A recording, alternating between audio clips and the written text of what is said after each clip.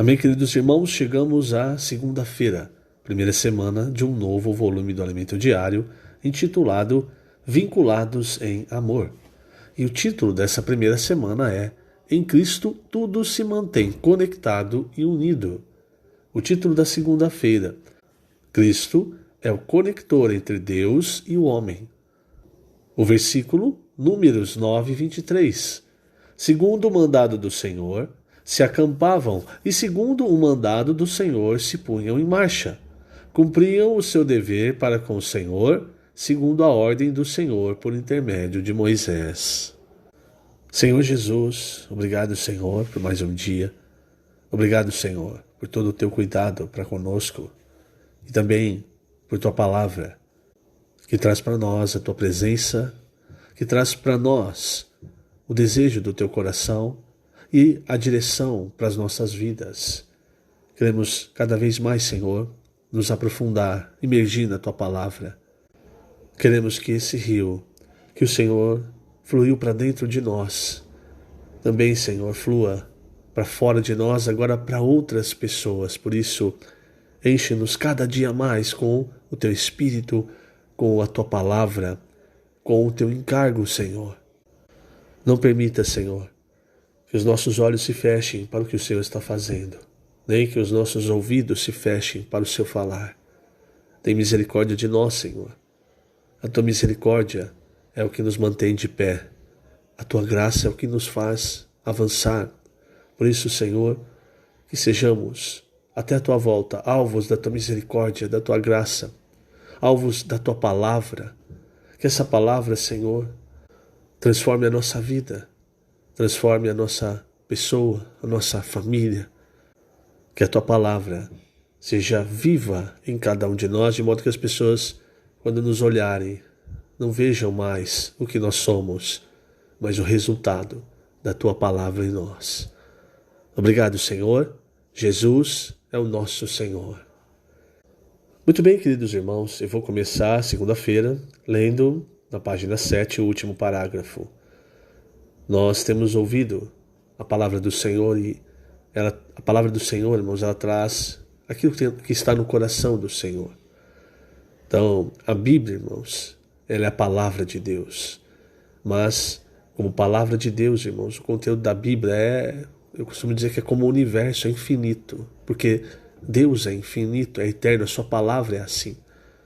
Então, para que nós não fiquemos perdidos, irmãos, o Senhor, então, assim como Ele fez com o povo de Israel no Antigo Testamento, assim como Ele fez com a igreja no começo, com os apóstolos, hoje, o Senhor também, irmãos, tem nos conduzido através da sua palavra, palavra profética, que tem nos dado direção dentro da Bíblia, para que nós vejamos o coração do Senhor.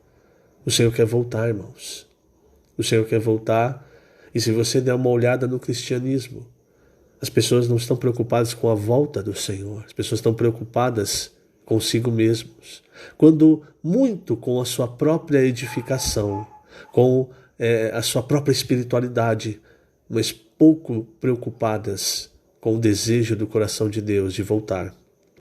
E nós sabemos, irmãos, que a volta do Senhor, ela tem sinais, ela traz sinais junto com a proximidade da volta do Senhor. Não é? Então nós vamos vendo sinais, mas o principal sinal é a pregação do Evangelho.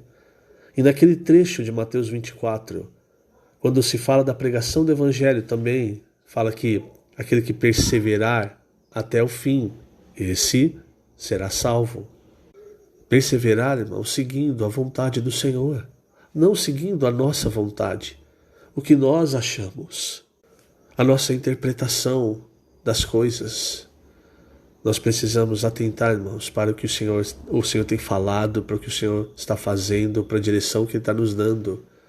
Essas palavras que nós temos recebido, irmãos, são a prova de que não é um homem, não são homens, mas é a palavra de Deus falando e nos levando nessa direção. É o Senhor dizendo: eu quero voltar. Essas pessoas que estão aí, elas precisam ser salvas. A minha palavra precisa chegar até elas. Então, esse é o nosso encargo. Não só o encargo dos adultos. Então você vê isso hoje no nosso viver, na vida da igreja. Nós vemos os jovens, os adolescentes, até as crianças envolvidas nesse encargo, irmãos. Talvez um jovem não consiga entender, ou melhor, talvez um adolescente, uma criança, não consiga entender a economia de Deus. O Deus triuno dentro do ser humano, tripartido. Não consegue entender a salvação orgânica. Mas, se você fala para ele, o Senhor quer voltar, e nós precisamos pregar o Evangelho. Nós precisamos levar a palavra para as pessoas. Essa criança, esse adolescente, com um coração simples, e lembre-se, Deus, ele resiste ao soberbo, mas ele concede a sua graça ao humilde. Isaías 57, não é? Fala que ele habita com aqueles de coração contrito. Ou seja, irmãos, o Senhor ele sempre esteve no meio, entre aqueles simples, entre aqueles humildes. Então essas crianças, esses adolescentes, esses jovens, eles têm de forma humilde recebido a palavra do Senhor e avançado. E muitas vezes nós, irmãos, nós que conhecemos muito da Bíblia, nós ficamos arrazoando. Mas será que é isso? O Senhor falou uma vez, salvo engano, para os religiosos, eu não lembro qual grupo, não é? Falou, vocês coam o mosquito e engolem o camelo. Quer dizer, vocês vão ali nas coisas pequenininhas da lei, coisas que não são nem importantes, e vão fazendo desdobramentos. Ele falava para os religiosos, quer dizer, você coa até o mosquito, mas aquilo que é importante, vocês deixam passar. Aquilo que é grande, que é um letreiro gigante que a lei indica, vocês deixam passar. Nós não podemos ser assim, irmãos. Nós não podemos focar as coisas pequenas, as vírgulas, os pontos, e deixar passar aquilo que o Senhor tem no coração, que é o Evangelho precisa ser pregado. Muito bem, eu vou começar na página 7, final da página 7. Quando percebemos que o Espírito está agindo em determinada direção, não devemos hesitar nem demorar para reagir, mas obedecer imediatamente. Se demorarmos, as dúvidas começarão a surgir e nos acomodaremos em nossa zona de conforto. Vemos que as igrejas desejam ardentemente trazer o Senhor de volta. Todos anelamos pela segunda vinda de Cristo. Todavia, para que isso ocorra, a igreja deve ser edificada. Mais pessoas precisam ser alcançadas pela pregação do Evangelho do Reino nas ruas, em mais cidades, em todos os continentes, e elas devem ser apacentadas para que haja a vida da igreja adequada. Há muito trabalho a ser feito. Além dos jovens maduros, os valentes de Davi, Deus pode contar com o trabalho dos jovens, adolescentes, pré-adolescentes e até das crianças. Aleluia! O Senhor está realmente formando um exército formidável entre nós. E é claro, irmãos, que conforme nós avançamos, é o que diz o parágrafo seguinte do Alimento Diário, as portas do Hades também se levantam, porque afinal de contas, nós ainda não temos a igreja edificada. Então, vai haver muita mentira, vai haver muito ataque, mas nós precisamos seguir firmes. E para isso, irmãos, nós precisamos conhecer cada vez mais o coração do Senhor. Se você reconhece a voz do Senhor, o Senhor pode falar através do fulano, do beltrano, do ciclano. Você reconhece a voz do Senhor. Se você não reconhece a voz do Senhor, então Satanás fala e você acha que é o Senhor falando. Aí você é enganado. Por isso, irmãos, nós precisamos cada vez mais mergulhar nessa palavra, imergir nessa palavra, deixar o Senhor falar conosco, orar para o Senhor. Senhor, eu ainda tenho dúvida nisso aqui, Senhor, fala comigo. Ou então, Senhor, eu quero mais disso aqui, eu quero me aprofundar mais nisso aqui. Eu não tenho ainda tanta intrepidez, Senhor, para sair para pregar o Evangelho, ou ainda me falta vontade, enfim. Mas, irmão, se nós orarmos, se nós formos até o Senhor, é o nosso Senhor. Ele, irmãos, é o principal interessado. E essa palavra, irmãos, ela tem nos levado de volta ao princípio. Você tem reparado nisso? Quando nós estudamos Efésios. Aparentemente, irmãos, não tem nada a ver, não é? Mas aí o Senhor mostrou o rio da graça que flui, essas bênçãos do Deus triuno, irmãos. Onde está isso? Está no princípio. Nós estamos falando agora do livro de Colossenses. Temos ouvido bastante sobre essa rede, esse tecido de amor. E aí você vê 1 João 3,11, o apóstolo João dizendo sobre aquilo que é aquela mensagem que ouviste desde o princípio, para nós amarmos uns aos outros. Que princípio? O jardim do Éden. Então o Senhor tem nos levado, irmãos, nessa época final, quanto mais nós nos aproximamos do fim dos tempos, mais o Senhor nos leva para o início, para o seu plano original, para onde, irmãos, as coisas vão ser cumpridas. Eu quero ler mais um trecho do Alimento Diário, agora página 8, o 4º parágrafo. Veja, em Colossenses, vemos que Cristo conecta o homem com Deus. Ele conecta o homem com a verdade. Deixa eu fazer uma pausa aqui. Nós estudamos Efésios, e ali você vê muitas vezes, irmãos, o apóstolo Paulo falando a respeito do mistério de Cristo, que é a igreja, o seu corpo. Então você via a igreja, o corpo de Cristo, a casa espiritual de Deus ali em vários trechos ali do livro de Efésios. Colossenses, irmãos, o encargo de Paulo é mostrar o mistério de Deus, que é Cristo, que conecta todas as coisas. Cristo é a chave.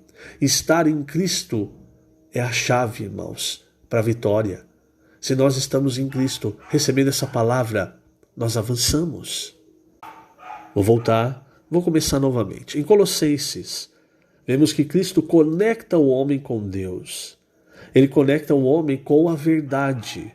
Cristo é a única realidade com que Deus preenche a igreja até a plenitude divina. Por isso, em Efésios, o Senhor nos revelou algo tremendo, o rio da graça. O caminho para a árvore da vida, no jardim do Éden, estava fechado para o homem.